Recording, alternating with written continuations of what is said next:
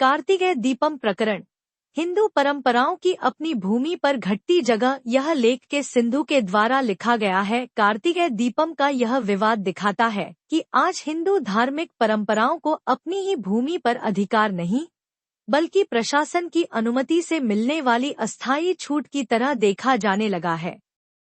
तमिलनाडु के तिरुपरंकुंद्रम पहाड़ी पर कार्तिकेय दीपम जलाने को लेकर उठा विवाद किसी एक धार्मिक अनुष्ठान या त्योहार तक सीमित नहीं है। यह प्रकरण समकालीन भारत में हिंदू धार्मिक अधिकारों की वास्तविक स्थिति को सामने लाता है। यह स्पष्ट करता है कि ये अधिकार अक्सर प्रशासनिक सुविधा, राजनीतिक गणनाओं और संभावित आशंकाओं के अधीन कर दिए जाते हैं। ऐसे में मामला एक धार्मिक प्रथा से आगे बढ़कर उस तंत्र पर प्रश्न चिन्ह लगा देता है जिसे संविधान ने अधिकारों का संरक्षक बनाया है। अदालत ने स्पष्ट रूप से यह माना कि मंदिर परिसर में दीपम जलाना भक्तों का अधिकार है। यह अधिकार प्राचीन परंपरा, ऐतिहासिक प्रमाणों और औपनिवेशिक काल में हुई मान्यताओं से जुड़ा है। इसके बावजूद तमिलनाडु सरकार ने उस आदेश को लागू करने के बजाय उसमें बाधाएं खड़ी करने का रास्ता चुना। यह अकेला मामला नहीं है। यह दिखाता है कि हिंदू प्रथाओं को स्थायी अधिकार नहीं, प्रशासनिक छूट माना जाता है। नतीजा यह होता है कि संवैधानिक सुरक्षा, चयनात्मक धर्मनिरपेक्षता और विलुप्तीकरण की राजनीति के दबाव में कमजोर पड़ती दिखाई देती है।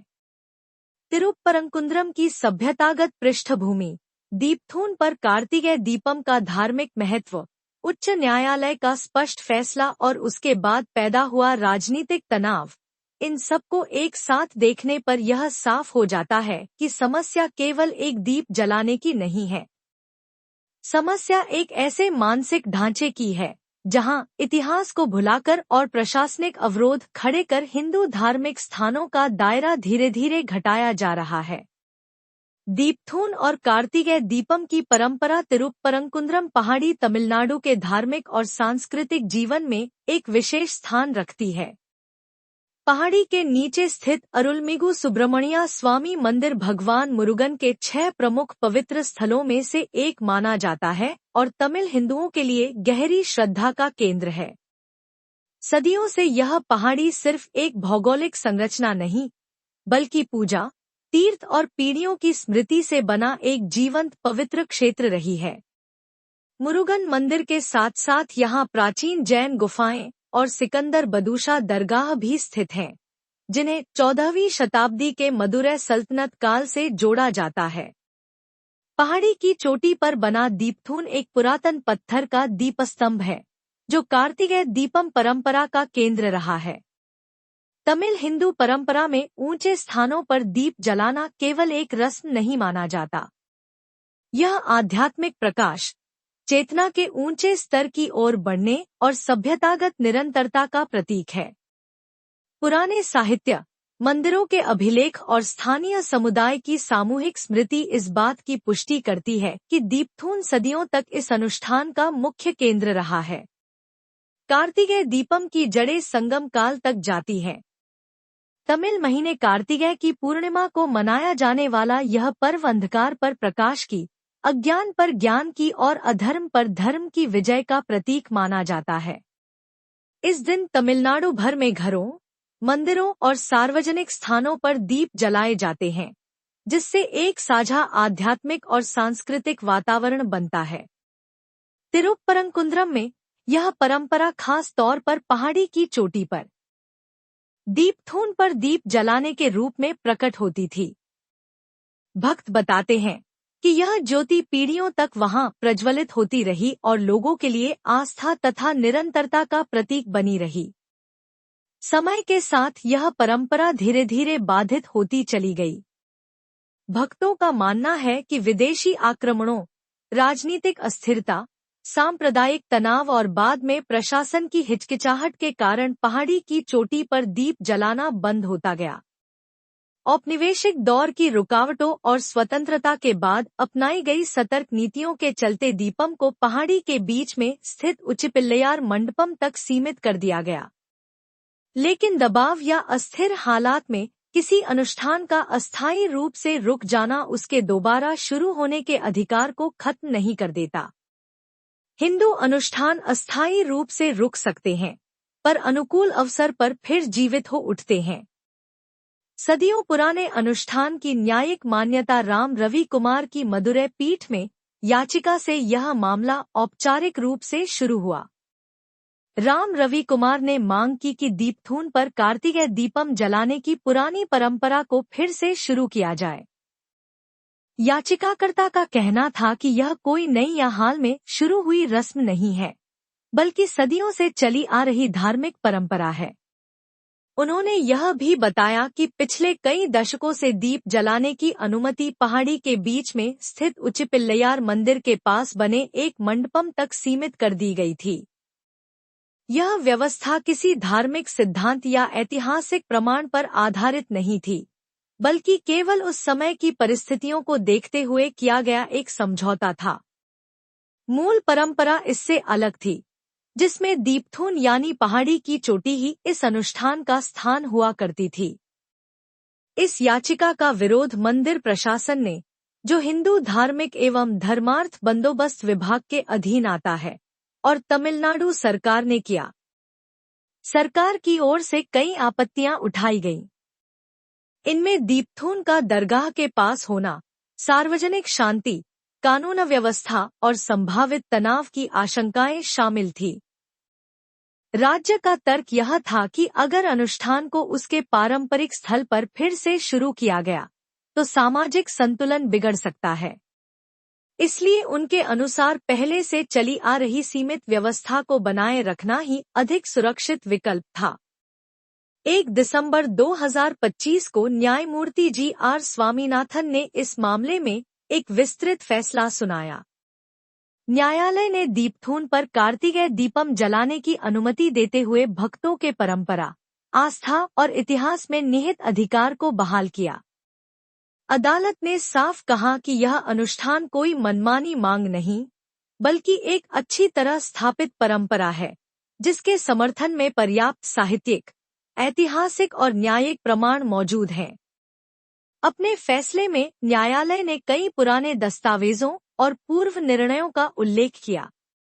इनमें 1923 का वह दीवानी फैसला भी शामिल था, जिसमें तिरुपरंकुंद्रम पहाड़ी पर मंदिर के स्वामित्व को मान्यता दी गई थी। इस फैसले को बाद में प्रिवी काउंसिल ने भी सही ठहराया था। इन सब का हवाला देते हुए अदालत ने स्पष्ट किया कि दीपथून मंदिर की भूमि पर स्थित है और वह दरगाह की परिसीमा के भीतर नहीं आता। अदालत ने यह भी उल्लेख किया कि वर्ष 2005 में हुई एक शांति बैठक के दौरान सिकंदर बदूशा दरगाह की ओर से दीप जलाने पर कोई आपत्ति नहीं जताई गई थी, बशर्ते यह कार्य दरगाह से कम 15 मीटर की दूरी पर किया जाए। अदालत ने स्पष्ट किया कि किसी परंपरा का अस्थायी ठहराव उसके स्थायी अंत का आधार नहीं बनता। अंत में न्यायालय ने दीपथून पर दीपम जलाने का स्पष्ट निर्देश दिया और यह सुनिश्चित करने के लिए पुलिस सुरक्षा देने का भी आदेश दिया कि अनुष्ठान शांतिपूर्वक संपन्न हो सके। अदालत ने यह भी कहा कि दीप जलाने जैसा प्रतीकात्मक और शांतिपूर्ण धार्मिक कार्य किसी भी समुदाय की भावनाओं को ठेस पहुंचाने वाला नहीं माना जा सकता। टॉप ऑफ फॉर्म न्यायिक आदेश की अवहेलना। न्यायालय के आदेश के बाद जो घटनाक्रम सामने आया, वह किसी भी संवैधानिक व्यवस्था के लिए गंभीर चिंता का विषय होना चाहिए। अदालत के स्पष्ट और बाध्यकारी निर्देशों के बावजूद मंदिर प्रशासन ने अनुष्ठान को पहाड़ी के निचले हिस्से में बने मंडपम तक ही सीमित रखा।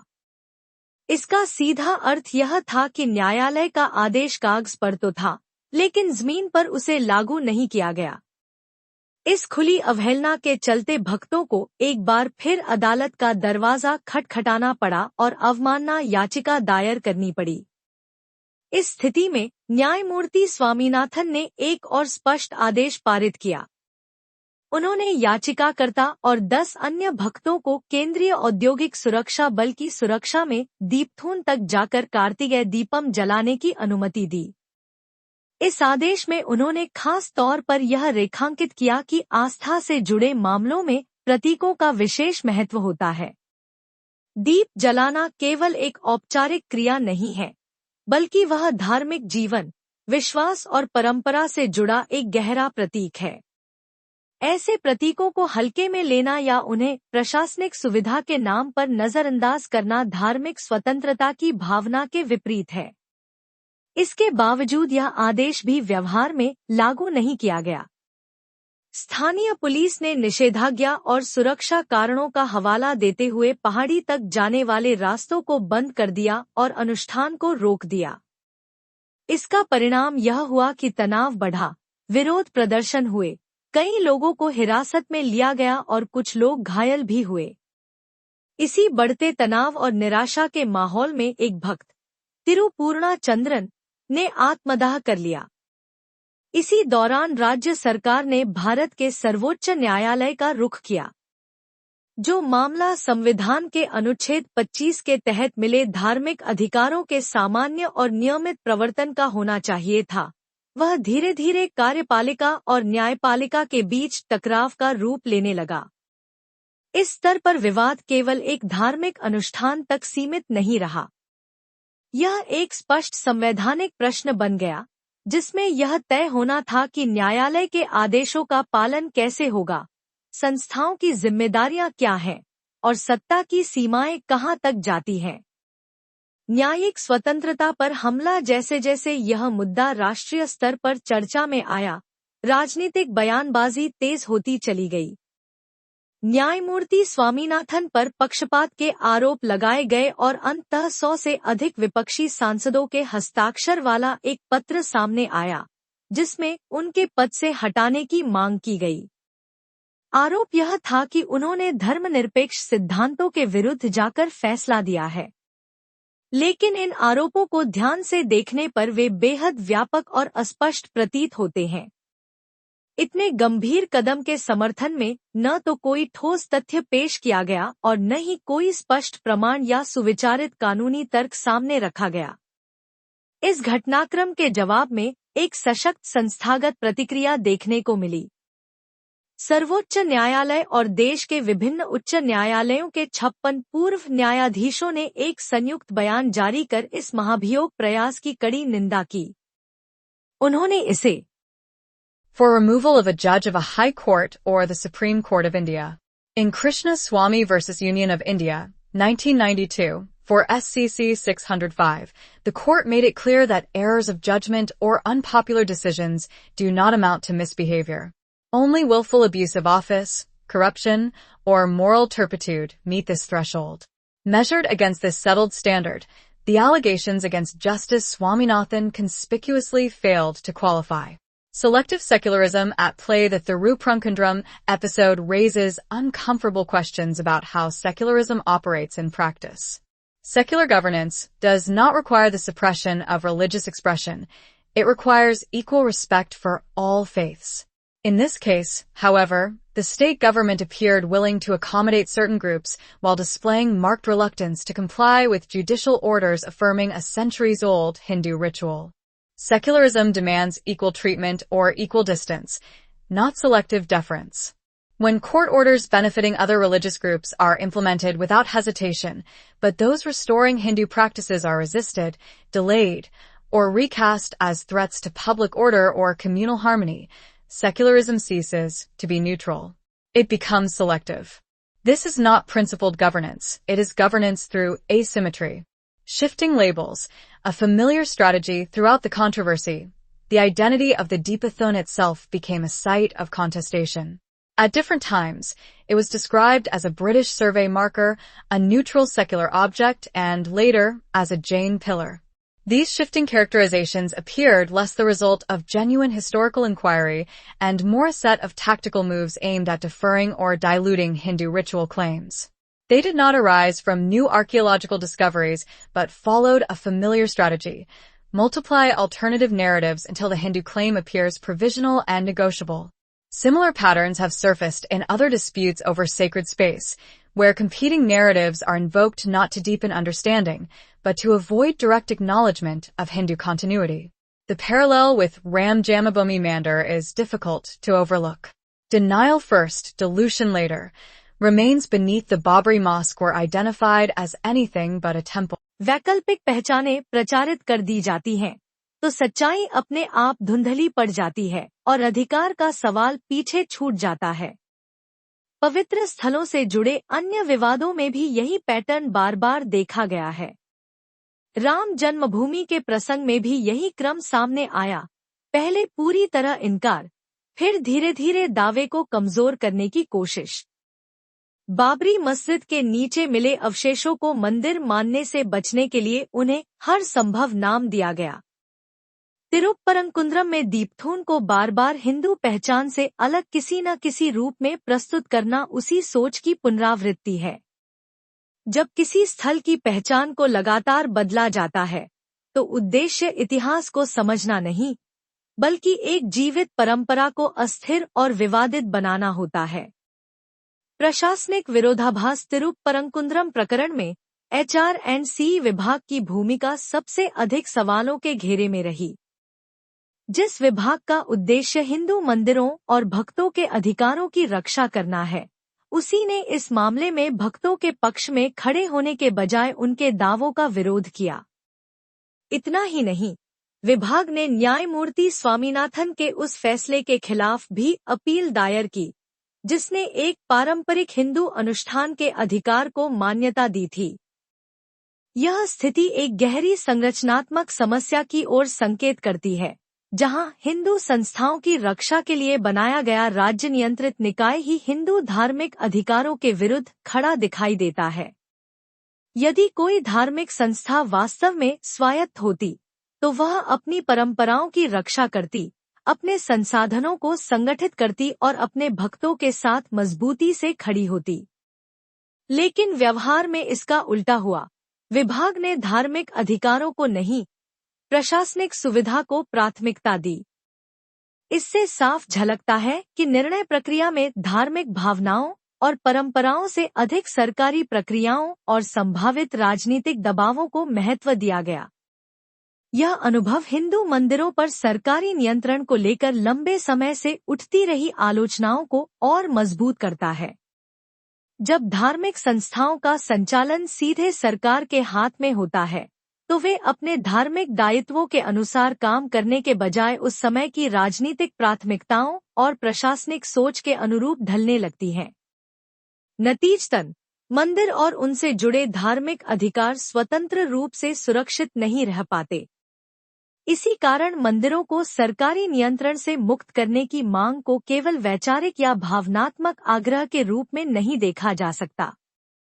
तिरुपरंकुंद्रम जैसे मामलों से स्पष्ट होता है कि यह मांग व्यावहारिक अनुभव से निकली एक वास्तविक संस्थागत आवश्यकता है। न्यायिक स्वतंत्रता पर दबाव। तिरुपरंकुंद्रम प्रकरण एक बुनियादी सवाल उठाता है।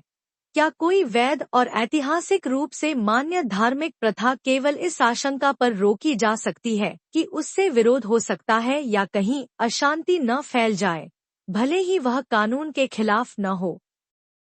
भारतीय संविधान का अनुच्छेद 25 यह जरूर कहता है कि धार्मिक स्वतंत्रता सार्वजनिक व्यवस्था के अधीन है, लेकिन इसका अर्थ यह नहीं हो सकता कि केवल अटकलों, डर या पहले से गढ़ी गई आशंकाओं के आधार पर धार्मिक अधिकारों को निष्प्रभावी कर दिया जाए। यदि वास्तविक या कल्पित अव्यवस्था की मात्र संभावना को ही संवैधानिक रूप से मान्य प्रथाओं को रोकने का आधार बना दिया जाए, तो इसका सीधा परिणाम यह होगा कि जो लोग सबसे अधिक दबाव डालते हैं या अव्यवस्था की धमकी देते हैं, उन्हें एक तरह की अनौपचारिक वीटो शक्ति मिल जाएगी। ऐसा दृष्टिकोण कानून के शासन को मजबूत करने के बजाय असहिष्णुता को बढ़ावा देता है, दबाव की राजनीति को पुरस्कृत करता है और धीरे धीरे उन संवैधानिक भरोसों को कमजोर कर देता है जिनकी रक्षा के लिए वे बनाए गए थे। इसी संदर्भ में उन अधिकारों की रक्षा करने वाले न्यायाधीश को निशाना बनाया जाना भी उतना ही गंभीर और चिंताजनक है। न्यायमूर्ति स्वामीनाथन के खिलाफ लाया गया महाभियोग प्रस्ताव, जिसके सफल होने की कोई वास्तविक संवैधानिक संभावना नहीं थी, ने स्वाभाविक रूप से पूर्व न्यायाधीशों, विधि विशेषज्ञों और आम जनता की कड़ी आलोचना को जन्म दिया। जब एक सरकार अदालत के आदेशों को लागू करने से बचती है और साथ ही वैध हिंदू परंपरा की रक्षा करने वाले उसी न्यायाधीश को पक्षपाती बताकर बदनाम करती है, तो इससे एक खतरनाक संदेश जाता है। ऐसी स्थिति में न्यायाधीश केवल कानून और साक्ष्यों के आधार पर निर्णय देने के बजाय यह सोचने को मजबूर हो सकते हैं कि उनके फैसलों के राजनीतिक परिणाम क्या होंगे। यह न्यायिक स्वतंत्रता की मूल भावना के विरुद्ध है। अदालतों के फैसलों से असहमति के लिए अपील, पुनर्विचार और संवैधानिक प्रक्रियाएं पहले से मौजूद हैं। ऐसे में अपने संवैधानिक कर्तव्य का पालन करते हुए वैध अधिकारों को मान्यता देने वाले न्यायाधीश पर व्यक्तिगत हमले करना किसी भी संवैधानिक लोकतंत्र में स्वीकार्य नहीं हो सकता। धार्मिक अभिव्यक्ति की सीमा इस पूरे प्रकरण में एक और तथ्य विशेष रूप से ध्यान देने योग्य है। हिंदू भक्तों ने हर चरण पर शांतिपूर्ण और संस्थागत रास्ते ही अपनाए। उन्होंने ऐतिहासिक निर्णयों का हवाला दिया, प्रशासन के समक्ष आवेदन रखे, शांति समिति की बैठकों में हिस्सा लिया और अंततः अदालत का सहारा लिया। उनका व्यवहार संयमित रहा और यह दिखाता है कि वे संवैधानिक प्रक्रियाओं में भरोसा रखते हैं। ऐसे शांतिपूर्ण और कानून सम्मत आग्रह को उकसावा या अव्यवस्था बताकर प्रस्तुत करना अपने आप में एक असहज सवाल खड़ा करता है। अगर साल में सिर्फ एक बार अपने पारंपरिक और ऐतिहासिक स्थल पर एक दीप जलाना भी विघटनकारी माना जाने लगे, तो यह संकेत देता है कि सार्वजनिक जीवन में हिंदू धार्मिक परंपराओं के लिए उपलब्ध स्थान लगातार सिमटता जा रहा है। जो समाज एक शांतिपूर्ण और वैध धार्मिक अनुष्ठान को भी सांप्रदायिक सौहार्द के लिए खतरा मानने लगता है, वह दरअसल हिंदू धार्मिक अभिव्यक्ति के प्रति अपनी गहरी असहजता को उजागर करता है। समापन टिप्पणी तिरुप्परंकुंद्रम का यह प्रकरण आज के भारत के बारे में एक गंभीर और असहज सत्य सामने रखता है। जिस धरती पर हिंदू सभ्यता का जन्म हुआ और जिसने हजारों वर्षों तक अपने अनुष्ठानों, प्रतीकों और आस्थाओं के सहारे स्वयं को जीवित रखा, उसी भूमि पर आज हिंदू धार्मिक अधिकार अपने आप सुरक्षित और सुनिश्चित नहीं रह गए हैं। स्थिति तब और चिंताजनक हो जाती है जब अदालतों के स्पष्ट फैसलों के बावजूद कार्यपालिका उन्हें लागू करने से बचती है, जब जमीनी स्तर पर आदेशों का पालन रोका जाता है और जब हिंदू अधिकारों की रक्षा करने वाले न्यायाधीशों को अलग-थलग किया जाता है या राजनीतिक निशाने पर ले लिया जाता है। सभ्यताएं अचानक एक झटके में खत्म नहीं होती। उनका क्षरण धीरे धीरे होता है, जब उनके अनुष्ठानों में बार बार बाधाएं डाली जाती हैं, जब उनके पवित्र स्थलों को लगातार विवादों में घसीटा जाता है और जब उनके अधिकारों को सिद्धांत के बजाय राजनीतिक सुविधा और तात्कालिक संतुलन पर टिका दिया जाता है। आज कई जगहों पर हिंदू उपासना किसी अधिकार की तरह नहीं, बल्कि समझौते, देरी और रियायतों के सहारे चलती हुई दिखाई देती है। किसी दीपक का बुझाया जाना कभी केवल एक प्रतीकात्मक घटना नहीं होता। वह एक गहरे क्षरण का संकेत होता है, जहां कानून धीरे धीरे झुकने लगता है, संस्थाएं निर्णय लेने में हिचकिचाने लगती हैं और उपमहाद्वीप का सबसे प्राचीन जीवित धर्म राज्य और न्यायालयों के पूर्ण संरक्षण के बिना स्वयं की रक्षा करने को मजबूर हो जाता है। यही कारण है कि तिरुप्परंकुंद्रम का मामला केवल एक स्थान या एक अनुष्ठान का सवाल नहीं है, बल्कि यह एक चेतावनी है कि यदि ऐसे मुद्दों को हल्के में लिया गया तो उनके प्रभाव बहुत दूर तक जाएंगे।